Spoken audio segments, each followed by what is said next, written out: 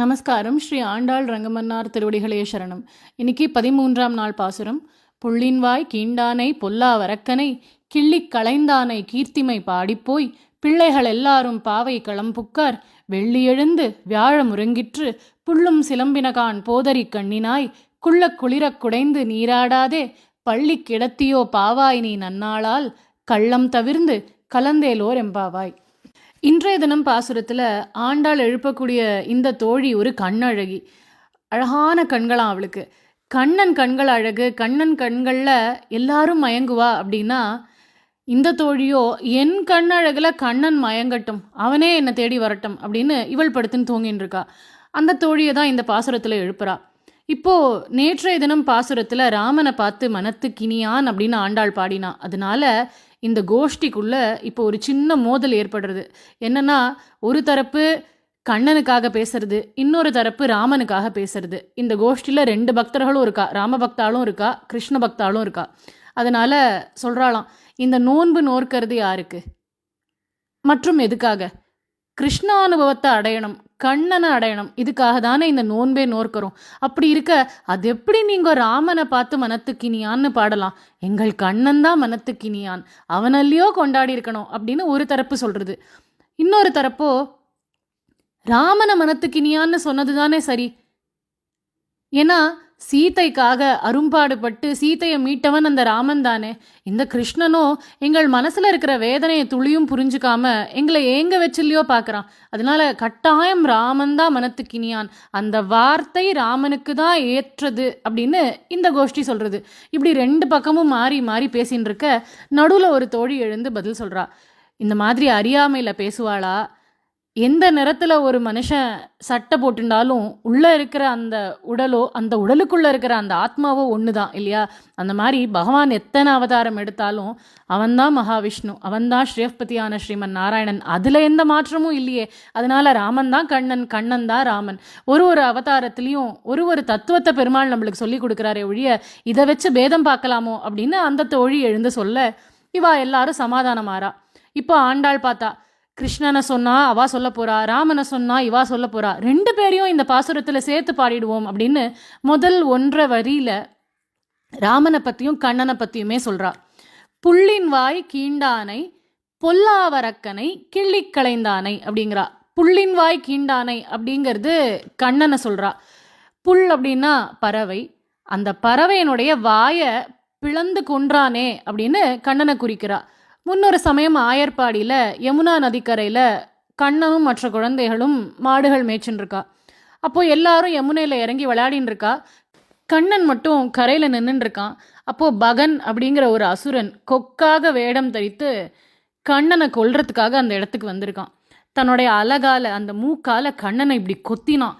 கண்ணன் இப்படி திரும்பி பார்த்தா ஒரு பெரிய கைலாய மலையே நிற்கிறதோ அப்படின்னு நினைக்கிற அளவுக்கு பெரிய உருவம் அந்த கொக்குக்கு. அவ்வளோ பெரிய கொக்கு நிற்கிறத கண்ணன் பார்த்தான். அந்த கொக்கு அப்படியே கண்ணனை விழுங்கிட்டான். அவனுடைய தொண்டை பகுதி அடைஞ்ச கண்ணன் என்ன பண்ணான் அப்படின்னா அவனை தகிக்க ஆரம்பித்தான். அந்த சூடு தாங்க முடியல, அந்த பகனால் சூடு தாங்க முடியாமல் கண்ணனை அப்படியே வெளியில் தள்ளினான் பகன். அப்போது அவனுடைய 2 அலகுகளையும், மேல் அலகையும் கீழ் அலகையும் கையால் பிடித்து இழுத்தே கொன்று விட்டான் கண்ணன். அதனால புள்ளின் வாய் கீண்டானை, அந்த வாய் அப்படி பிளந்து கொன்றான் இல்லையா? அதனால புள்ளின் வாய் கீண்டானை அப்படின்னு கண்ணனை சொல்றா. பொல்லாவரக்கனை கிள்ளி களைந்தானை, பொல்லாத ஒரு அரக்கனை அனாயாசமா ஒரு நகத்தால ஒரு விஷயத்தை அப்படி கிள்ளி எரியறது எவ்வளவு சுலபமோ அந்த மாதிரி அனாயாசமாக கொன்னானே அப்படின்னு இந்த இடத்துல ராமனை பத்தி சொல்றா. அதென்ன பொல்லா வரக்கனை கிள்ளி களைந்தானை அப்படின்னா, கிள்றது அப்படிங்கிறது நகத்தை கொண்டு பண்ணக்கூடிய ஒரு செயல். அப்போ ஒருவேளை இங்கே நரசிம்ம அவதாரத்தை சொல்கிறாளோ அப்படின்னா இல்லை. ஏன்னா முதல் வரியில் ரொம்ப தெளிவாக ஆண்டாள் சொல்கிறா, பொல்லா அரக்கனை அப்படிங்கிறா. அரக்கன் அப்படின்னா ராட்சசன். ஆனால் நரசிம்மர் கொன்னது ஹிரண்யகசிபு அப்படிங்கிற ஒரு அசுரனை. அசுரர்கள் தேவர்களுக்கு விரோதி, ராட்சசர்கள் மனிதர்களுக்கு விரோதி. ஆனால் பல சந்தர்ப்பங்களில் 2 பேரும் மாறி மாறி கூட இன்னொருத்தருக்கு கூட விரோதியாக இருந்துப்பா. ஆனால் பை டெஃபினிஷன் அசுரர்கள் அப்படின்னா தேவர்களுக்கு விரோதி, ராட்சசர்கள் அப்படின்னா அவ மனிதர்களுக்கு விரோதி. இந்த இடத்துல பொல்லா வரக்கனை, அதாவது ஒரு பொல்லாத ராட்சசன்னு சொல்லிட்டதுனால கட்டாயம் அது ஹிரண்யகசிபு இல்லை அப்படின்னு தெரியுது.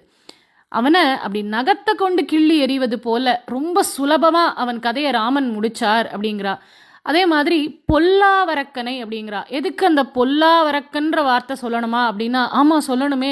ஏன்னா நல்ல அரக்கன்னு ஒருத்தன் இருக்கானே, நல்ல ராட்சசன்னு இருக்கானே, அந்த ராவணனுடைய தம்பியான விபீஷணன் பெருமாள் இடத்துல சரணாகதி பண்ணாரே, அதனால பொல்லாவரக்கனைன்னு சொல்றது மூலமா ராவணனை குறிக்கிறேன் அப்படின்னு அந்த இடத்துல ஆண்டாள் சொல்றா.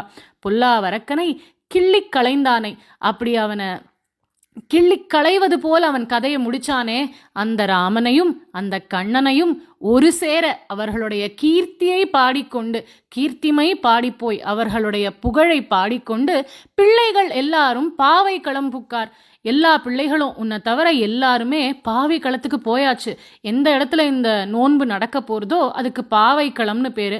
எல்லாரும் அங்கே கூடிட்டா, நீ தான் இன்னும் எழுந்துக்கல அப்படிங்கிற ஆண்டாள். இப்போ மேலும் ஆண்டாள் சொல்கிறா, இன்னும் எழுந்துக்காமல் இருக்கியேம்மா, வெள்ளி எழுந்து வியாழ முறங்கிற்று அப்படிங்கிறா. சுக்ரோதயம் ஆயிடுத்து, பிரகஸ்பதியான குரு அஸ்தமிச்சுட்டார், பொழுது புலர்ந்தது, இன்னும் நீ எழுந்துக்கலையே அப்படிங்கிறா. அப்போது இந்த தோழி சொல்கிறாளாம், உங்களுக்கு பார்க்குற நட்சத்திரம் எல்லாம் சுக்கிரனாவும் பிரகஸ்பதியாகவும் தான் தெரியும். ஏன்னா உங்களுக்கு கண்ணன் தான் பிரதானம், கிருஷ்ணானுபவம் கிருஷ்ணானுபவம்னு சுற்றின்னு இருக்கீங்க, அதனால் உங்களுக்கு எல்லாமே அப்படி தான் தெரியும், பொழுது இன்னும் விடியலை அப்படிங்கிறா. அதுக்கு ஆண்டாள் கோஷ்டினர் பதில் சொல்கிறா, புள்ளும் சிலம்பினகான் அப்படிங்கிறா. பறவைகள் எல்லாம் எற தேடுறதுக்கே கிளம்பிடுத்து. இதுக்கு முன்னாடி பாசுரங்கள்லாம் பறவைகள் ஒலி எழுப்பினன்னு சொன்னா, ஆனை சாத்தன் கலந்து பேசினன்னா, பறவைகள் பேசின்னு இருக்குன்னா. ஆனால் இந்த பாசுரத்தில் பறவைகள் எல்லாம் எற தேடுறதுக்கே கிளம்பிடுத்து அப்படிங்கிறா. புள்ளும் சிலம்பினகான் போதரி கண்ணினாய், அழகான பூவை போன்ற அந்த கண்களை கொண்டவளே, உன் கண்ணழகில் கண்ணனே மயங்கரானே, நீ எழுந்து நோன்புக்கு வரக்கூடாதா? போதரி கண்ணினாய் குள்ள குளிர குடைந்து நீராடாதே. உன்னுடைய மனசும் உடலும் குளிரும் வண்ணம் கிருஷ்ணானுபவத்தில் நன்னா அமிழ்ந்து குளிக்கணும், வரக்கூடாதா? அந்த மாதிரி குளிக்காம நீராடாதே. பள்ளி கிடத்தியோ, இப்படி கிருஷ்ணானுபவத்தில் நனைந்து சந்தோஷப்படாம தூங்கின்னு இருக்கிய இந்த தூக்கத்தால என்ன பிரயோஜனம்? பள்ளி கிடத்தியோ பாவாய் நீ நன்னாளால். பெண்ணே, இது நல்ல நாள். ஏன்னா என்னைக்கெல்லாம் பெருமாளை பற்றின நாம சங்கீர்த்தனமும் அவனை பற்றின விஷயங்களையும் கேட்குறோமோ அனுபவிக்கிறோமோ அந்த நாட்கள் அத்தனையும் நல்ல நாட்கள் தான். அவனுடைய நினைப்பு நம்மளுக்கு என்னைக்கு இல்லையோ அது சுபமுகூர்த்த நாளாகவே இருந்தால் கூட அது நல்ல நாளாக இருக்க முடியாது. அதனால் ஆண்டாள் மீண்டும் மீண்டும் பல இடங்களில் இது நல்ல நாள், இது நல்ல நாள் அப்படின்னு சொல்லிகிட்டே வரா. ஏன்னா கண்ணனை பாடுறோம், கண்ணனை நினைக்கிறோம், அவன் சரித்திரங்களை கேட்குறோம், அதனால் இது எல்லாமே நல்ல நாள் அப்படிங்கிறா. அதனால் இது ஒரு நல்ல நாள். நம்ம பகவானை பாடிண்டு அவன் அனுபவத்தை பெறறதுக்காக அல்லவோ போயின்னு இருக்கோம். அதனால் கள்ளம் தவிர்ந்து கலந்தேலோர் எம்பாவாய், அந்த கிருஷ்ணனை தனிச்சு அடையணும்னு நினைக்காத, எங்களோட சேர்ந்துக்கோ, கோஷ்டியாக போய் அனுபவிக்கலாம் அப்படின்னு ஆண்டாள் கூப்பிடுறா. எப்போவுமே ஒரு சந்தோஷத்தை, சுகமான விஷயத்தை அடுத்தவாளோட பகிர்ந்துண்டா அந்த சந்தோஷம் இன்னும் அதிகமாகும் இல்லையா? பக்தியும் அப்படி தான்.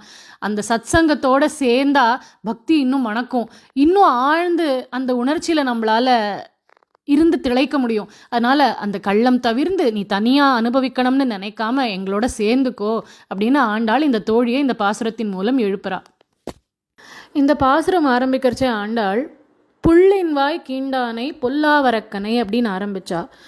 புல் அப்படிங்கிற இந்த இடத்துல வர வார்த்தைக்கு பொருள் பகன் அப்படிங்கிற ஒரு அசுரனை கண்ணன் வதம் பண்ணான். கொக்காக வந்த அசுரனை கண்ணன் வதம் பண்ணான், அதனால புள்ளின் வாய் கீண்டானை அப்படின்னு பார்த்தோம். இதை வேறு விதமாகவும் பொருள் கூற முடியும். இதுக்கு இன்னொரு உட்பொருளும் இருக்குது. இந்த பாசுரம் பாகவத அபச்சாரம் எவ்வளவு கொடியது அப்படிங்கிறதையும் காட்டும் விதமாக அமைஞ்சிருக்கிற ஒரு பாசுரம் தான் இது. புள்ளின் வாய் கீண்டானை அப்படின்னா ஒரு பட்சி அதனுடைய வாய் பிளந்து போய் வாய் வழியாக ரத்தம் கக்கி இறந்து போச்சு. அந்த பட்சிக்காக கோபம் கொண்ட ராமபிரான் ராவணனை வதம் பண்ணான், கிள்ளி களைந்தான் அப்படின்னும் இதுக்கு இன்னொரு விதமாகவும் பொருள் சொல்லலாம். அதனால் இது யாருடைய சரித்திரம் அப்படின்னா ஜட்டாயுடைய மோட்சத்தை பற்றி தான் இன்றைய தினம் அனுபவிக்க போகிறோம். பஞ்சவட்டி அப்படிங்கிற இடத்துல லக்ஷ்மணனால் ஒரு அழகான பர்ணசாலை அமைக்கப்பட்டு அந்த பர்ணசாலையில் ராமன், சீதை, லக்ஷ்மணன் 3 பேரும் வசிச்சுன்னு இருந்தா. 3 ஆண்டு காலம் பெருமாள், தாயார், இளைய பெருமாள் 3 பேரும் அங்கே தங்கியிருந்தா. அதோட 13 வருஷ வனவாசம் பூர்த்தி ஆயிருந்தது. 14வது வருஷத்துக்குள்ளே அவள் அடி எடுத்து வைக்கிறா. அப்போது அந்த பர்ணசாலைக்கு ஷூர்பனக வரா. ராமனை பார்த்த உடனே இவளுக்கு ராமன் மேலே அப்படி ஒரு ஆசை. இவ்வளோ அழகாக இருக்காரே, யார் இவர்னு கேட்கணும் அப்படின்னு பக்கத்தில் நெருங்கி வரா. இவளோ விகாரமான ரூபம், வயசோ முத்தின வயசு, துளியும் ராமனுக்கு ஏற்ற எந்த ஒரு லக்ஷணமுமே அவளிடத்துல கிடையாது, குணத்துலேயும் சரி.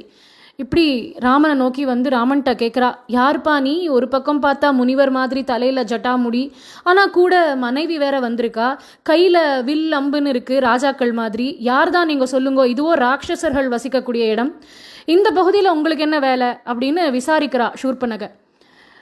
இப்போ ராமன் பதில் சொல்ல ஆரம்பிக்கிறார். இவர் என்றைக்கும் சத்தியமே பேசி பழக்கப்பட்டவர், அதனால ஒரு ராட்சசி வந்து விசாரிக்கிறா, பொய் சொல்லணும் அந்த மாதிரி எண்ணமே ராமனுக்கு இல்லை. தன்னை பற்றின அத்தனை விவரங்களையும் ஒன்றுத்தையும் மறைக்காமல் முழுசாக சொல்கிறார். அயோத்தியிலேருந்து வந்திருக்கோம், வனவாசத்துக்காக வந்திருக்கோம், 13 வருஷம் பூர்த்தி ஆயிடுத்து, 14வது வருஷம் ஆரம்பிச்சிருக்கு, இவள் சீதை என் மனைவி, இவன் என் தம்பி லக்ஷ்மணன் எல்லாத்தையும் சொன்னார். இப்போது ராமன் கேட்குறார், இதெல்லாம் கேட்குறியே நீ யாரம்மா அப்படின்னு. உடனே சூர்பனக சொல்கிறா, நான் லங்கேஸ்வரன் ராவணனுடைய தங்க, அவன் விஸ்ரவசுடைய புள்ள, எனக்கு இன்னும் 2 அண்ணாக்கள் இருக்கா. ஒருத்தன் பலசாலியான கும்பகர்ணன், இன்னொருத்தன் ரொம்ப தர்மவானான விபீஷணன். இதை தவிர எனக்கு 2 ஒன்று விட்ட தம்பிகள் 2 பேர் இருக்கா, கரண் மற்றும் தூஷணன் அப்படின்னு. இதெல்லாத்தையும் சூர்பனக சொல்கிறா. உன்னை பார்த்தேன் ராமா, எனக்கு உன்னை ரொம்ப பிடிச்சி போயிடுத்து, உன்னை கல்யாணம் பண்ணிக்கணும்னு எனக்கு ஆசை, அதனால் இந்த சீத்தையையும் லக்ஷ்மணனையும் இங்கேயே விட்டுடு, என் கூட வா, என் கூட சேர்ந்து உன் வாழ்க்கையை தொடங்கு, நம்ம கல்யாணம் பண்ணிட்டு சந்தோஷமாக இருக்கலாம் அப்படிங்கிறா. இப்போது ராமன் ரொம்ப பரிகாசமாக பதில் சொல்ல ஆரம்பிக்கிறார், ரொம்ப விளையாட்டாக பேசுகிறார். இப்போது அவர் சொல்கிறார், உனக்கு ஏம்மா இந்த தலையெழுத்து, எனக்கு ஏற்கனவே மனைவி இருக்கா இந்த சீத்தை, அவள் தான் என்னோட மனைவி, நீ என்னை திருப்பி கல்யாணம் பண்ணிண்டா நீ எனக்கு 2வது மனைவியாக இருக்கணும், உனக்கு ஏன் இந்த தலையெழுத்து, அதெல்லாம் வேண்டாம். அதனால் உனக்கு ஏற்ற ஜோடி யார் தெரியுமா, அது ஒரு காம்பார் என் தம்பி, அவன் தான் உனக்கு சரியாக இருப்பான், அழகுலேயும் சரி அவனுடைய பலத்துலேயும் சரி, ரொம்ப பலசாலி அவன், பார் எத்தனை அழகாக இருக்கான், அவன் தான் உனக்கு ஏற்றவன். ஏன்னா அவன் மனைவி இங்கே இல்லை, தனிச்சு வந்திருக்கான் காட்டுக்கு, அதனால் நீ அவன்கிட்ட வேணா போய் முயற்சி பண்ணிப்பாரு அப்படிங்கிறார். உடனே சூர்பனக அதையும் கேட்டுட்டு, ஆமாம் அவர் பார்க்க ரொம்ப அழகாக இருக்காரே, பலசாலியாக இருக்காரே, அவர்கிட்ட போய் பேசி பார்ப்போம் அப்படின்னு லக்ஷ்மணன்ட்ட வரா. வந்து நீங்கள் என்ன கல்யாணம் பண்ணிக்கணும் அப்படிங்கிறா. உடனே லக்ஷ்மணன் சொல்கிறார், நானும் இந்த காட்டுக்கு கிளம்பி வரச்சே எங்கள் அம்மா எனக்கு ஒரு அறிவுரை சொன்னா, என்ன தெரியுமா, ராமன் தான் இனிமேல் உனக்கு அப்பா, சீத்தை தான் இனிமேல் உனக்கு அம்மா அப்படின்னு சொல்லி இவா 2 பேருக்கும் பணிவிட பண்ணுறதுக்காக தான் லக்ஷ்மணா நீ போகிற அப்படின்னு சொல்லி அனுப்பிச்சிருக்கா. அதனால நான் இவாளுக்கு ஒரு வேலையாளாக தான் இங்கே இருக்கேன். அதனால் நீ என்ன கல்யாணம் பண்ணிட்டனா வேலைக்காரியாக தான் இங்கே இருக்கணும், ஒரு பணிப்பெண்ணாக தான் நீயும் இருக்கணும். உனக்கு ஏன் இந்த தலையெழுத்து, என்ன கல்யாணம் பண்ணிட்டு ஒரு பணிப்பெண்ணாக இருக்கணுமா, அதெல்லாம் வேண்டாம், உனக்கு சரியானவர் எங்கள் அண்ணா தான், நீ எங்கள் அண்ணாட்டையே போய் முயற்சி பண்ணு அப்படின்னு லக்ஷ்மணன் சொல்ல, திருப்பி அங்கேருந்து இங்கே ஓடி வரா, திருப்பி ஒரு ராமன்கிட்டே வரா. இப்போது சூர்பனக சொல்கிறா, இப்போ என்ன, நீ என்னை கல்யாணம் பண்ணிக்கிறதுக்கு தடையாக இருக்கிறது இந்த சீத்தை தானே, இப்போவே இவளை கொன்று நானே விழுங்கிவிடுறேன் அப்படிங்கிறா. ராமனுக்கு கோபம் வந்தது. உடனே லக்ஷ்மணன்ட்ட சொல்கிறார், ஏதோ விளையாடுறான்னு நினச்சி நம்மளும் விளையாட்டாக பேசினா இது வேற மாதிரி போகிறது லக்ஷ்மணா, இவளை சும்மா விடக்கூடாது அப்படிங்கிறார். உடனே லக்ஷ்மணன் ஒரு கூர்மையான கத்தியை கொண்டு அவளுடைய மூக்கையும் 2 காதுகளையும் அறுத்துட்டார். இப்போது கோவத்துலேயும் வலியிலையும் அவமானத்துலேயும் நேர கரதூஷணர்கள் கிட்ட ஓடி வரா. ஏன்னா இவா 2 பேரும் ராட்சசர்கள் தான்.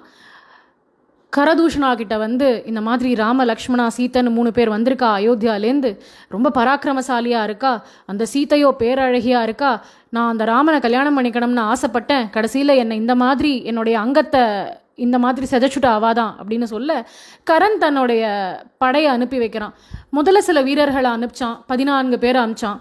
அந்த 14 பேரையும் ராமன் ஒரு ஆளாக தனி ஆளாக இருந்து வதம் பண்ணிட்டார்.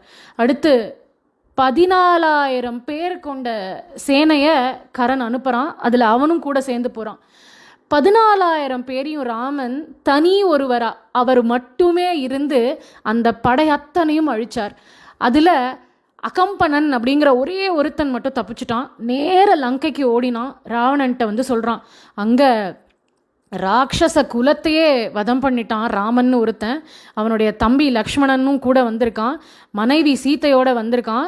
அந்த சீத்தையோ அப்பேற்பட்ட பேரழகியாக இருக்கா, பார்க்க மகாலட்சுமி மாதிரி இருக்காவோ, அதனால ராவணா நீ இதுக்கு பழி வாங்கியே தீரணும், போய் அந்த சீத்தையை அபகரிச்சுடு, அந்த சீத்தையை நீ அபகரித்தாலே ராமனுடைய பலம் அத்தனையும் ராமன் இழந்துருவான் அப்படின்னு முதல்ல இந்த யோசனையை ராவணனுக்கு கொடுத்தது இந்த அகம்பனன் தான், சூர்பனக கூட இல்லை. இதை கேட்டுட்டு ராவணன் நேர மாரீச்சன் கிட்ட வந்து உதவி கேட்குறான். நீ எனக்கு உதவிக்கு வா, நம்ம போய் அந்த சீதையை கவர்ந்துட்டு வரலாம் அப்படின்னு. உடனே மாரீச்சன் புத்தி சொல்கிறான் ராவணனுக்கு. ராவணா, உனக்கு எவன் இந்த யோசனையை கொடுத்தான்னு தெரியல, கட்டாயம் உனக்கு அவன் நல்லது நினச்சி இதை பண்ணலை. உன் குலத்தையே வேறு இருக்கிற எண்ணத்தில் தான் உனக்கு இந்த மாதிரி ஒரு யோசனையை கொடுத்துருக்கான். ராமனை எதிர்க்கிறதெல்லாம் நடக்கிற காரியம் அல்ல. அவன் ரொம்ப பலசாலி, பராக்கிரமசாலி. அவனை அழிக்கிறதுங்கிறது நடக்காத காரியம். அதுவும் அவன் மனைவியெல்லாம் அபகரிக்கணும்னு நினைக்காத, வேண்டாம் ராவணா அப்படின்னு புத்தி சொல்கிறான் மாரீச்சன். ராவணனும் அதை கேட்டுண்டு லங்கைக்கு திரும்பிடுறான். இப்போ சூர்பனகை வரா.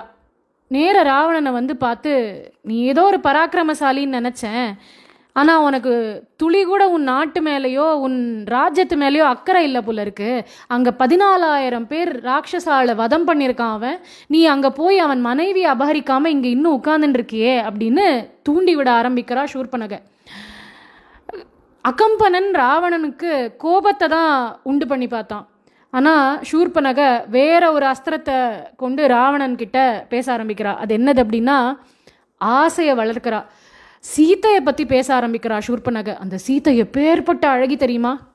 என்ன அழகு! மகாலட்சுமி மாதிரி இருந்தா. அவளை பார்த்த உடனே எனக்கு தோணின முதல் விஷயம், அவளை உனக்கு மனைவியாக ஆக்கணும், அவளை இங்கே கூட்டிட்டு வரணும்னு நினச்சேன். அதுக்கு தான் முயற்சியும் எடுத்தேன். அப்போ தான் இந்த லக்ஷ்மணன் என் காதுகளையும் மூக்கையும் அறுத்துட்டான் அப்படின்னு சொல்ல ஆரம்பிக்கிறா. இப்போது இப்படி சொல்லி சொல்லி சொல்லி ராவணன் மனசில் அந்த மோகத்தீ உருவாயிடுத்து. கோபத்தீயை கூட ஒருத்தர் அணைச்சிடலாம். மோகத்தீ, ஆசைத்தீ உருவாச்சுன்னா அதை அடக்கிறது ரொம்ப கஷ்டம். இப்போ ராவணன் கிளம்பி நேர திருப்பியும் மாரீச்சன்ட்ட போகிறான். வா, போய் சீத்தையை அபகரிக்கலாம் அப்படிங்கிறான். மாரீச்சன் சொல்கிறான், நீ கேட்க மாட்டியா? உனக்கு ராட்சச குலமே அழியணும்னு ஆசையா? நான் ராமன் கையால் 2 வாட்டி அடி வாங்கியிருக்கேன். முதல் தடவை ராமன் ஒரு பிரம்மச்சாரியாக இருந்தான், சின்ன புள்ள, 12 வயசு. அப்போது விஸ்வாமித்ரர் கூட அவருடைய யாகத்தை காப்பாற்றுறதுக்காக வந்திருந்தான். அப்போ நான் போய் அந்த யாகத்தை கலைக்கிறதுக்கு போனேன். அப்போது என் மேலே மானவாஸ்திரத்தை போட்டு என்னை கொண்டு ரொம்ப தூரத்தில் தள்ளிட்டான். அது முதல் அடி. 2வது அடி, இப்போது ராமனுடைய வனவாசத்தின் பொழுது அவள் ஆசிரமத்தில் போய் நான் தொந்தரவு பண்ணேன். அப்போ 2வது அடி கொடுத்தான். ஆனால் அந்த பிரம்மச்சாரி ராமனை விட அவன் 2வது தடவை கிரகஸ்த ராமனாக வந்திருக்கானே, இப்போ அடித்த அடி தான் எனக்கு ரொம்ப பலமாக பட்டுது. அதனால் வேண்டாம், சீத்தையை அபகரிக்கணும்னு நினைக்காத ராவணா, இது உன் அழிவுக்கு ஆரம்பம் அப்படின்னு மாரீச்சன் முடிஞ்ச அளவு புத்தி சொல்லி பார்த்தான். ராவணன் கேட்குற மாதிரி இல்லை. இது என் கட்டளை, உன்னிடத்துல நான் அனுமதி எல்லாம் கேட்கல, கிளம்பி வான்னு சொல்கிறேன் அப்படின்னா. மாரீச்சன் பார்த்தான். சரி, உனக்கு மறுப்பு தெரிவிச்சா நீ என்ன பண்ண போகிற? என்னை கொல்ல போகிற. உன் கையால் சாகிறதுக்கு ராமன் கையால் செத்தா எனக்கு புண்ணியம் கிடைக்கும் அப்படின்னு மாரீச்சனும் கிளம்பிட்டான். இப்போது கோவேரி கழுதைகள் அப்படின்னு ஒரு வகையான கழுதைகளால் பூட்டப்பட்ட தேர், அந்த ரதத்தில் தான் ராவணனும் மாரீச்சனும் கிளம்பி வரா. புஷ்பக விமானத்தில் போய் ராவணன் சீத்தையை அபகரிக்கலை, இந்த ரதத்தை தான் கொண்டு போகிறான். இப்போது இவ 2 பேரும் பஞ்சவட்டிக்கு வந்துட்டா. ராவணன் சொல்கிறான், மாரீச்சா உன் வேலையை நீ தொடங்கு அப்படிங்கிறான். இப்போ மாரீச்சன் அந்த மாயமானாக மாறினான். ஒரு பக்கம் தங்கமாக இருக்குது, இன்னொரு பக்கம் வெள்ளியாக இருக்குது. அவன் அந்த மானுடைய கொம்புகளெல்லாம் ரத்தின கற்களால் ஆன கொம்புகளாக இருக்குது. அந்த மான் அப்படியே சீத்தை முன்னாடி வந்து துள்ளி துள்ளி குதித்து விளையாடுறது. அதை பார்த்த சீத்தைக்கு ஆசை வருது. ராமன் கிட்டே கேட்குறா, அந்த மானை எனக்கு பிடிச்சி கொடுங்கோ அப்படின்னு. அப்போது இளைய பெருமாளான லக்ஷ்மணன் சரியாக ராமன்கிட்ட சொல்கிறார், அண்ணா இதை பார்த்தா சாதாரண மான் மாதிரி தெரியல, ஒரு பக்கம் தங்கம், ஒரு பக்கம் வெள்ளி, கொம்பெல்லாம் ரத்தின கற்களா, எந்த மான் இப்படி இருக்கும்? இது ஏதோ மாயமான்னு தோன்றுறது, அதனால் வேண்டாமே அப்படின்னு லக்ஷ்மணன் சொல்கிறார். உடனே ராமன் சொன்னார், இருக்கட்டும் லக்ஷ்மணா, மாயமானா இருந்தால் பார்த்துக்கலாம், இந்த மான் பின்னாடி போய் பார்க்குறேன், ஒருவேளை பிடிக்க முடிஞ்சுடுத்து அப்படின்னா அந்த மானை கொண்டு வந்து சீதைக்கு பரிசாக அவளுக்கு கொடுக்குறேன், அவள் அந்த மானோட விளையாடுவோம். ஒருவேளை பிடிக்க முடியல, நீ சொன்ன மாதிரி இது ஒரு மாயமானாக இருந்தது அப்படின்னா பானம் போட்டு அந்த மானை கொன்னுடுறேன். ஒருவேளை அது ஒரு ராட்சசனாக இருந்ததுன்னா பானம் போட்டு கொன்னுடுறேன், அந்த தோலையாவது கொண்டு வந்து நம்ம ஆசனமாக போட்டு பயன்படுத்திக்கலாம் அப்படின்னு சொல்லிட்டு ராமன் அந்த மான் பின்னாடி கிளம்பி போகிறார். போகிறதுக்கு முன்னாடி லக்ஷ்மணனை பார்த்து, லக்ஷ்மணா நீ சீதைக்கு இங்கே காவல் இரு, துணையாக நீ இரு, அவளை தனியாக விட்டுட்டு எங்கேயும் போகாத அப்படின்னு சொல்லிட்டு ராமன் கிளம்பி போகிறார். இந்த மான் நன்னா துள்ளி குதிச்சு ஓடுறது. ராமன் துரத்திண்டு போகிறார். ராமனுக்கு விளையாட்டு காட்டுறது. ராமன் நின்னா அது நிற்கிறது, ராமன் நடந்தால் அது நடக்கிறது. திடீர்னு காணாமல் போகிறது, திடீர்னு வேற ஒரு இடத்துலேருந்து வெளியில் வருது. ராமன் பார்த்தார், இப்படியே இந்த மானை துரத்திண்டு ரொம்ப தூரம் வந்தாச்சு. பர்ணசாலையை விட்டு அந்த மான் ரொம்ப தூரம் கூட்டின்னு வந்துடுது ராமனை. இவர் பார்த்தார், இதுக்கு மேலேயும் பொறுத்தா சரி வராது, இது ஏதோ ஒரு ராட்சசனுடைய சூழ்ச்சி அப்படின்னு தெரிஞ்சுட்டார். உடனே பானம் போட்டு அந்த மானை கொன்னுட்டார். அந்த மான் மேலே பானம் போட்டவுடனே சாகர சமயத்துக்கு அந்த மான் கத்துறது, அதாவது மாரீச்சன் கத்துறான் ராமன் குரல்ல, ஹே சீதே, ஹே லக்ஷ்மணா அப்படின்னு கத்திண்டே செத்து போயிட்டான் மாரீச்சன். இப்போ ராமனுக்கு தோணித்து, இது நிஜமா ஒரு சூழ்ச்சி தான், இவன் என் குரலில் ஒரு கூச்சல் போட்டுண்டு போயிட்டானே, அப்போது அங்கே இருக்கிற சீத்தையும் லக்ஷ்மணனும் எனக்கு தான் ஆபத்துன்னு நினச்சி பயந்துருப்பாளே அப்படின்னு ராமனுக்கு தோன்றுறது. ஆனால் அப்போவும் சீத்தை ஏமாற்றம் அடையக்கூடாதுன்னு அந்த மானுடைய தோலையாவது எடுத்துப்போம் அப்படின்னு அந்த தோலை கிடுகிடுன்னு எடுத்துட்டு பர்ணசாலையை நோக்கி வேகமாக நடந்து வரார் ராமன். ஆனால் அவர் ரொம்ப தூரத்தில் இருக்கார், நடந்து வர ஆரம்பிக்கிறார். இப்போது இங்கே ஆசிரமத்தில் பர்ணசாலையில் சீத்தை லக்ஷ்மணன்ட்ட சொல்கிறா, கண்டிப்பாக உங்கள் அண்ணா குரல் தான், அவருக்கு ஏதோ ஆபத்து, நீ உடனே போ, அவருக்கு என்ன ஆச்சுன்னு பார் அப்படிங்கிறா. அதுக்கு லக்ஷ்மணன் சொல்கிறார், 3 லோகத்தில் யாரால் எங்கள் அண்ணாக்கு ஆபத்து நேரிடும்? அவரை அழிக்கிறதுக்கு மனுஷாலும் கிடையாது, தேவர்களும் கிடையாது, ராட்சசர்களும் கிடையாது, அசுரர்களும் கிடையாது, யாராலையும் அவரை ஒன்றும் பண்ண முடியாது, இது அவர் குரலாக இருக்க வாய்ப்பே இல்லை, இது ஏதோ சதி அப்படின்னு லக்ஷ்மணன் சொல்கிறார். அப்போது சீதைக்கு கோவம். அவள் சொல்கிறா, உங்கள் அண்ணாவோட குரல் கேட்குறது, அப்போவும் நீ இங்கே இன்னும் நின்றுண்டு பேசின்னு இருக்கியே, உன் எண்ணம் தான் என்ன? உங்கள் அண்ணாக்கு ஏதாவது ஆயிடணும், அவர் இடத்த நீ அபகரிச்சுக்கணும்னு பார்க்குறியா? என் மேலே ஆசையா உனக்குன்னு சுடுசொல் வீசுறா லக்ஷ்மணனை பார்த்து. அப்போவும் லக்ஷ்மணன் பொறுமையாக சொல்கிறார், இல்லை நான் திருப்பியும் சொல்கிறேன், இது அவர் குரலாக இருக்காது, அவரால் எப்பேற்பட்ட சவாலையும் சமாளிச்சுட்டு வர முடியும், உங்களுக்கு பாதுகாப்பாக என்னை இங்கே இருக்க சொல்லியிருக்கார் அப்படின்னு. அப்போ சீத்தை சொல்கிறா, இப்போ இந்த இடத்துலையே தான் நீ இருக்க போகிற, கிளம்ப போகிறது இல்லைன்னா இதுதான் என் முடிவு. ஒன்று இந்த கோதாவரியில் குதித்து என் பிராணனை போக்கிப்பேன், இல்லை விஷம் பருகுவேன், அதுவும் இல்லையா அக்னி பிரவேசம் பண்ணுவேன், இல்லையா ஒரு தூக்கு கயிறில் தொங்கிடுவேன் அப்படிங்கிறா. இதை கேட்ட லக்ஷ்மணனுக்கு கஷ்டமாக இருது. நான் திருப்பியும் சொல்கிறேன், அது ராமன் அண்ணா குரல் இல்லை, அவருக்கு எந்த ஆபத்தும் இல்லை, இருந்தாலும் என்னை இங்கே இருக்க சொல்லிட்டு போயிருக்கிறதே உங்கள் பாதுகாப்புக்காக தான். ஆனால் நான் இருந்தால் நீங்கள் உங்கள் உயிரை போக்கிப்பேன்னு சொல்கிறச்சே நான் இங்கே இருக்கிறது சரியில்லை, நான் கிளம்புறேன். ஆனால் ஏதோ ஒன்று சரியில்லைன்னு தோன்றுறது, திருப்பியும் உங்களை பார்ப்பனான்னு எனக்கு தெரியல, இந்த வன தேவதைகள் உங்களுக்கு பாதுகாப்பாக இருக்கட்டும் அப்படின்னு சொல்லிட்டு அரமனசோட லக்ஷ்மணன் வேறு வழியே இல்லாமல் கிளம்பி போயிட்டார். இந்த இடத்துல சீத்தை இந்த மாதிரி சுடுசொல் பேசக்கூடியவளா? மகாலட்சுமி தாயார் போய் பரம பக்தனா பெருமாளுக்கும் அவளுக்கும் நிழலாகவே இருந்துருக்கிற இளைய பெருமாளான லக்ஷ்மணனை பார்த்து, நித்திய சூரியான ஆதிசேஷனுடைய அவதாரம் அவரை பார்த்து இப்படி ஒரு சுடுசொல் தாயார் போய் சொல்லுவளா அப்படின்னா கட்டாயம் இல்லை. இந்த இடத்துல ராமாயணத்தில் நமக்கு ஒரு பாடம் கற்பிக்கிறதுக்கு தான் தாயார் இந்த மாதிரி அபச்சாரப்படுற மாதிரி படுறா. அது என்னன்னா, ஒரு பாகவதர்கிட்ட நம்ம அபச்சாரப்பட்டோம்னா அந்த பாவம் ரொம்ப கொடியது, அதற்கான பலனை தாயாரான நானே அனுபவித்தேன், யாரா இருந்தாலும் அனுபவிக்க நேரிடும் அப்படிங்கிறத நமக்கு உணர்த்துறதுக்காக தான் இந்த நிகழ்ச்சியே நடக்கிறது. ஏன்னா இந்த இடத்துல லக்ஷ்மணன்ட்ட தாயார் அபச்சாரப்பட்டா, சீதா பிராட்டி அபச்சாரப்பட்டா, அடுத்த 11 சர்க்கங்களில் வால்மீகி பகவான் சீதைப்பட்ட கஷ்டத்தை பற்றி தான் சொல்ல போகிறார். அவள் பட்ட அபச்சாரத்துக்கு அடுத்த 11 சர்க்கங்களில் அவளுடைய கஷ்டம்தான் நம்மளுக்கு தெரிய போகிறது. அதனால் பாகவத அபச்சாரம் எப்பேற்பட்டது அப்படிங்கிறத தாயார் நமக்கு உணர்த்தறாளே ஒழிய அந்த மாதிரி சுடுசொல் தாயார் வீசக்கூடியவளே அல்ல. இப்போது லக்ஷ்மணன் விலகி போயாச்சு. இந்த நொடிக்காக தான் ராவணன் காத்துன்னு இருந்தான். லக்ஷ்மணன் அந்த பக்கம் போன உடனே ராவணன் ஒரு சன்னியாசியாக வேஷம் போட்டுட்டு சீத்தை முன்னாடி வந்து நின்னான்.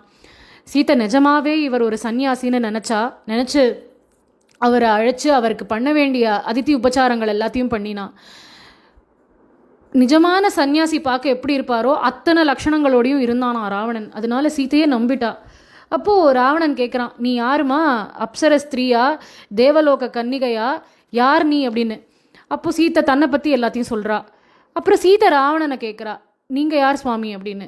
அப்போது ராவணன் சிரிச்சுண்டே பதில் சொல்கிறான், நான் விஸ்ரவஸுடைய புள்ள ராவணன், லங்கைக்கு அதிபதி நான். உன் அழகை பற்றி கேள்விப்பட்டேன், அதனால நேரில் பார்க்கலான்னு வந்தேன். நான் கேள்விப்பட்டதை விட நீ ரொம்ப அழகாக இருக்க, அதனால் உன்னை அடையணுங்கிற ஆசையில் தான் கிளம்பி வந்திருக்கேன், உன்னை என் கூட கூட்டிகிட்டு போகிறேன் அப்படிங்கிறான். சீதைக்கு திடுக்குன்னு இருந்தது. கோபமாக ராவணனை பார்த்து சொல்கிறா, நிஜமான ஒரு சந்நியாசியை நினச்சி இந்த உபச்சாரம் எல்லாம் பண்ண, வேடதாரியா நீ அப்படிங்கிறா. சொல்லிட்டு நீ ஒரு நரி, ராமனோ ஆண் சிங்கம், நானோ அவனுக்காகவே ஏற்பட்ட ஒரு பெண் சிங்கம், என்னை உன்னால் நெருங்க முடியாது ராவணா. ராமனோ சுட்டெரிக்கக்கூடிய சூரியனை போன்றவன் அப்படின்னா அவனுக்கு ஒளி கொடுக்கக்கூடியவளே நான் தான். என்னை அடையணும்னு நீ நினைக்காத, இது உன் அழிவுக்கு வழிவகுக்கும் அப்படிங்கிறா.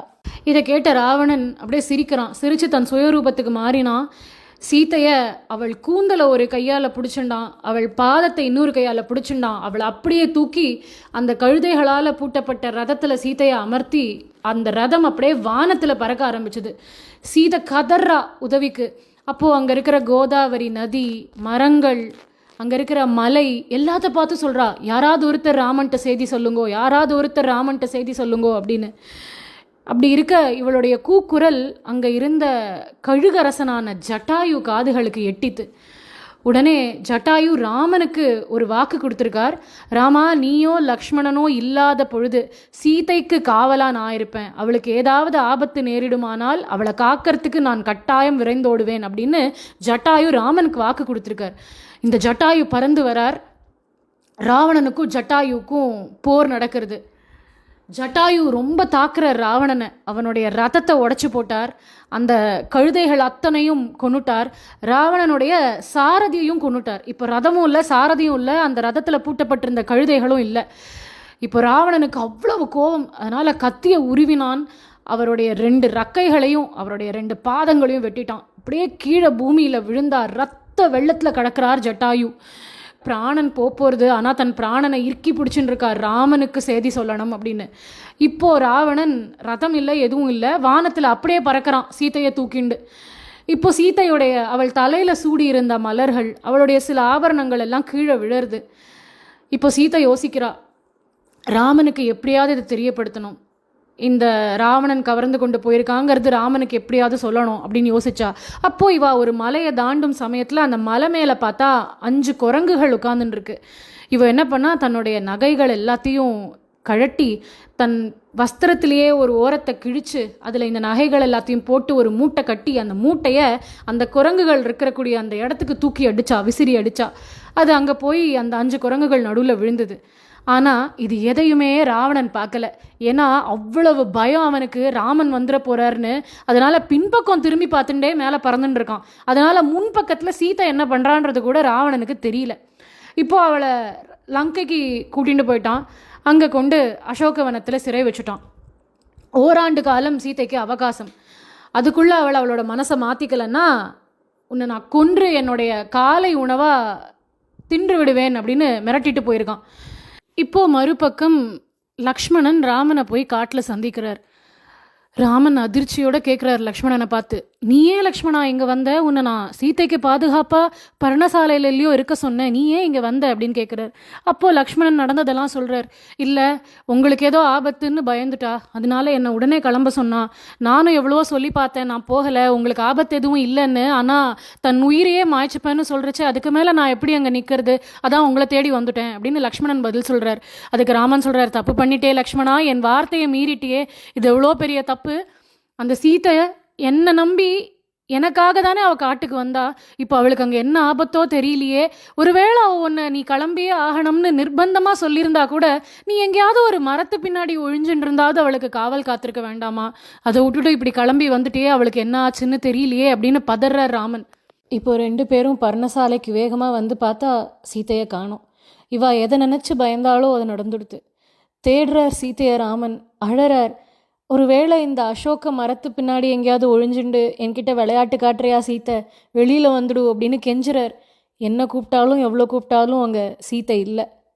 அங்கே இருந்த மலையோ கோதாவரி நதியோ எதுவுமே ராமனுக்கு செய்தி சொல்லலை. சீத்தையை ராவணன் கவர்ந்து கொண்டு போனான்னு யாரும் சொல்லலை. எல்லாருக்கும் ராவணன் மேலே பயம். ஆனால் அங்கே இருந்த மிருகங்கள் மட்டும் ராமனுடைய கதறலை கேட்டு தாங்க முடியலையாம். அந்த மிருகங்களுக்கே ரொம்ப கஷ்டமாக இருக்குது, ராமன் இப்படி அழறானே, ராமன் இப்படி துடிக்கிறானே அப்படின்னு. அதனால மிருகங்கள் மட்டும் தெற்கு திசையிலேயே மேல் நோக்கி பார்க்குறதாம். அதை பார்த்த ராமனும் லக்ஷ்மணாலும் ஒருவேளை தெற்கு திசையில் போயிருப்பளோ சீத்தை அப்படின்னு தெற்கு திசை நோக்கி நடக்கிறா. அப்படி நடந்து வரைச்சு தூர பார்த்தா ஒரு பட்சி ரத்த வெள்ளத்தில் இருக்குது. இவா 2 பேரும் என்ன நினச்சா அப்படின்னா, ஏதோ ஒரு கழுகு மாதிரி இருக்கக்கூடிய ராட்சசன் சீத்தையை கொன்று தின்னுட்டான் போல இருக்கு அப்படின்னு ராமன் நினைக்கிறார். அந்த பட்சி மேலே பானத்தை போடலான்னு நினைக்கிறச்சே பக்கத்தில் போனாதான் தெரியறது அது ஜட்டாயுன்னு. அப்படியே வாயிலேருந்து ரத்தத்தை கக்கிண்டு ஒரு மெலிசான குரலில் ஜட்டாயு பேசுகிறார். ராமா, என்னை தாக்காத, நானே மரணப்படுக்கையில் இருக்கேன் ராமா அப்படிங்கிறார். இதை கேட்ட ராமனுக்கு நில கொலைஞ்சு போயிட்டார். உடனே உங்களுக்கு என்ன ஆச்சு, ஏன் உங்களுக்கு இந்த நிலைமை அப்படின்னு கேட்குறார். அதுக்கு ஜட்டாயு இப்போ பதில் சொல்கிறார். ரொம்ப சுருக்கமாக சொல்லணும், ஏன்னா பிராணன் போக போகிறது, ராமன்கிட்ட செய்தியும் சொல்லி ஆகணும். அதனால ரொம்ப அழகான ஸ்லோகம். யா மோஷதிம் இவ ஆயுஷ்மன் அன்வேஷசி மகாவனே சா தேவீம் மமச்ச பிராணாக ராவணேன உபயம்ஹிருதம் அப்படிங்கிறார். காட்டில் ஒருத்தன் பச்சை இலைகளை தேடிண்டு போகிற மாதிரி எந்த பெண்ணை நீ தேடின்னு வந்திருக்கியோ அந்த பெண்ணான உன் மனைவி சீத்தையையும் என் பிராணனையும் ராவணன் கவர்ந்து கொண்டு போயிட்டான் அப்படிங்கிறார். அதுக்கு முன்னாடி அவர் சொன்ன வார்த்தை தான் ரொம்ப அழகான வார்த்தை, ஆயுஷ்மன் அப்படிங்கிறார். ராமா, நீ பல்லாண்டு நன்னா இருக்கணும், நீ நன்னா இருக்கணும்னு சொன்னதுக்கு அப்புறமா தான் இந்த அதிர்ச்சிகரமான துக்ககரமான செய்தியை ஜட்டாயு சொல்கிறார். ஏன்னா இதை தாங்கணுமே, ராமனுக்கு எதுவும் ஆயிடக்கூடாதே, சொல்ல போகிற விஷயமும் இப்போ ஏற்பட்ட ஒரு சோகமான விஷயம், அதை ராமன் தாங்கிக்கணுமேன்றதுனால அவன் மேலே அவருக்கு பரிவு. அதனால சொல்கிறார், ஆயுஷ்மன் ராமா நீ நன்னாயிருன்னு ராமனுக்கு பல்லாண்டு பாடினார் ஜட்டாயு. அதனால இவருக்கு ஸ்ரீ வைஷ்ணவ சம்பிரதாயத்தில் பெரிய உடையார் அப்படின்னு ஒரு திருநாமம். விஷ்ணு சித்தர் பெருமாளுக்கு பல்லாண்டு பாடினார், அதனால அவருக்கு பெரிய ஆழ்வார்னு திருநாமம் வந்தது. இங்கே ஜட்டாயு ராமனுக்கு பல்லாண்டு பாடினார், அதனால இவருக்கு பெரிய உடையார் அப்படின்னு ஒரு திருநாமம். இவரே இறக்கும் தருவாயில் இருக்கார். அப்போ கூட ராமனுக்கு நல்லது நடக்கணும்னு நல்ல வார்த்தையை சொல்லிட்டு அதுக்கப்புறம் தான் அந்த அதிர்ச்சிகரமான விஷயத்தையே ராமன் கிட்ட சொல்கிறார். மேலும் ஜட்டாயு சொல்கிறார், ராவணன் சீத்தையை தெற்கு திசை நோக்கி கவர்ந்து கொண்டு போனான்னு அதை நான் பார்த்தேன் ராமா அப்படிங்கிறார். ஜட்டாயுக்கு மனசில் ஒரு கஷ்டம் என்னென்னா, அவரே போக போகிறார், பிராணன் போக போகிறது. அவருக்கு என்னென்னா இறக்கும் தருவாயில் இருக்கும். ராமனும் சீத்தையை தொலைச்சிட்டு இப்படி நிற்கிறான், அவன்கிட்ட ஒரு நல்ல வார்த்தை சொல்ல முடியலையே நம்மளால், ஒரு நல்ல விஷயத்த சொல்லிட்டு ராமன் கிட்ட அப்புறம் நம்ம பிராணனை விட்டாதானே நன்னா இருக்கும். அவன்கிட்ட இப்படி ஒரு துக்ககரமான செய்தியை சொல்லிட்டு நம்ம போகிறோமேன்னு அவருக்கு வருத்தமா.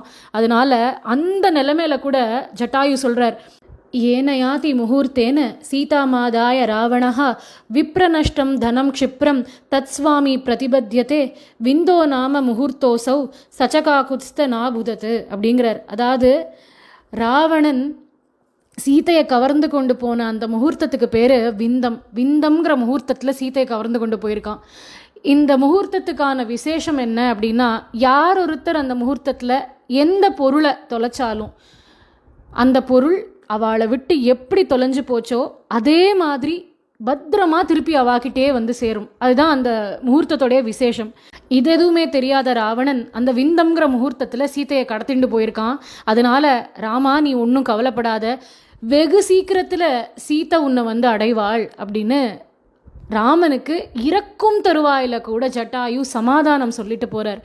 அந்த மனசு தான் போக போகிறோமேன்ற எண்ணம் இல்லை, அப்போவும் ராமனுக்கு நல்லது நினைக்கணும்னு நினச்சார். அவருடைய பிராணன் போயிடுத்து. ராமன் கலங்கி போயிட்டாராம். சீத்தையுடைய பிரிவை காட்டிலும் எனக்கு இந்த ஜட்டாயுடைய பிரிவை தாங்க முடியல லக்ஷ்மணா அப்படின்னு சொல்கிறார் ராமன். இந்த ஜட்டாயு எனக்கு ஒரு அப்பா மாதிரி. ஏன்னா அப்பா ஒருத்தர் தான் தான் இறக்கும் தருவாயில் கூட தன் பிள்ளைக்கு நல்லது நடக்கணும்னு நினச்சுண்டே உயிரை விடக்கூடியவர். இவர் பாத்தியா, அவர் போகிற சமயத்துக்கு கூட எனக்கு எத்தனை உபகாரம் பண்ணிட்டு போயிருக்கார். சீத்தை எந்த திசையில் போனா அப்படிங்கிறதையும் சொன்னார், யார் கவர்ந்துட்டு போனாங்கிறதையும் சொன்னார். அந்த முகூர்த்தத்தையும் சொல்லி என் மனசுக்கு எவ்வளவு அமைதியையும் நிம்மதியையும் கொடுத்துருக்காரு இந்த ஜட்டாயு அப்படின்னு ராமன் சொல்லி அழறார்.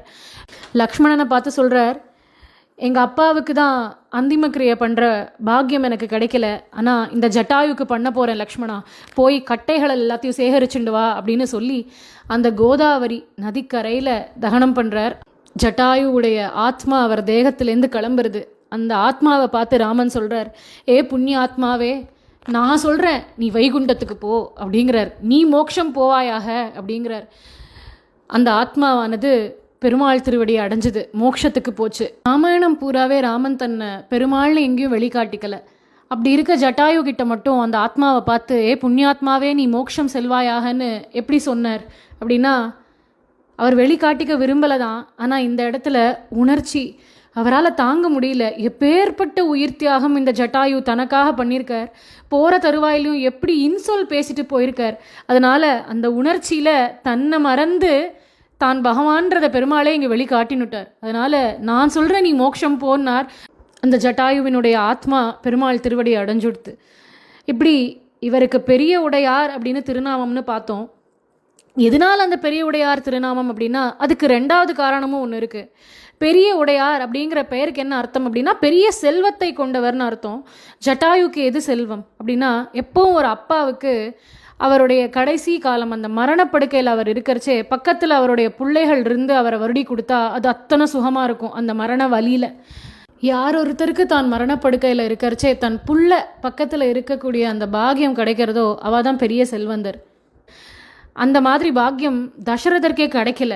4 பிள்ளைகள், புத்திரகாமேஷ்டி யாகம் பண்ணி தவமிருந்து பெற்ற 4 பிள்ளைகள், ஒருத்தர் கூட அவர் பக்கத்தில் இல்லை, அவர் உயிர் பிரியற தருவாயில். ஆனால் இந்த ஜட்டாயுவோ இவருக்கோ பிள்ளைகள்னு யாரும் இல்லை. ஆனால் பகவானே அவருக்கு பிள்ளையாக பக்கத்தில் இருந்து அவருக்கு பண்ண வேண்டிய சம்ஸ்காரங்களை பண்ணி வச்சான்.